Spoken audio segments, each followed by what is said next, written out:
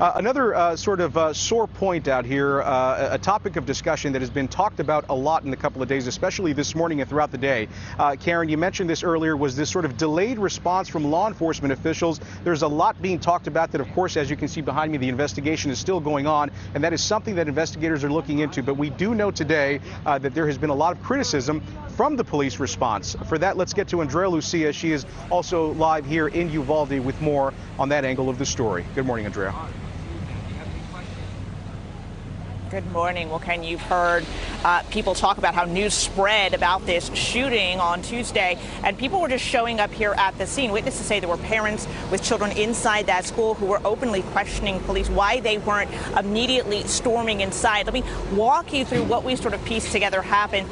This right here is part of the ditch where the shooter crashed his car. Police say he got out of here. We're about a block and a half from the school. He headed in that direction. Now, we have heard from DPS that he encountered a school security officer outside the school. There are conflicting reports, though, about whether they exchanged gunfire. A DPS spokesperson said 2 police officers arrived as the shooter was running inside. Both of them were shot and injured. Governor Greg Abbott says the shooter made his way into the school through a back door and ran into the classroom where he killed 21 people.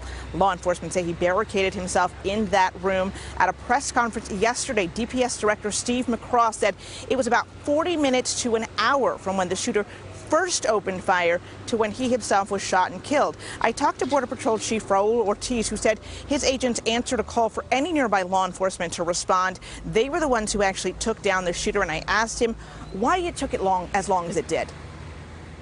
Yeah, I don't know that I'm challenging or questioning the amount of time that it took to get in that classroom. I'm going to tell you that from the timeline that I've seen, those agents got here as quickly as they possibly could, and they didn't hesitate. They entered that classroom and they took action.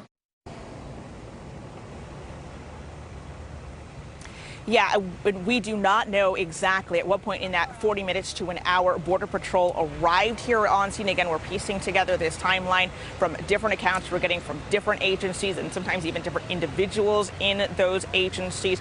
Border Patrol does have a checkpoint about 5 to 10 miles outside of Uvalde, and about 140 agents who are posted in this area. In fact, the chief told me there are many of its agents who live here in town, and there are even some who have family members who were victims in this shooting.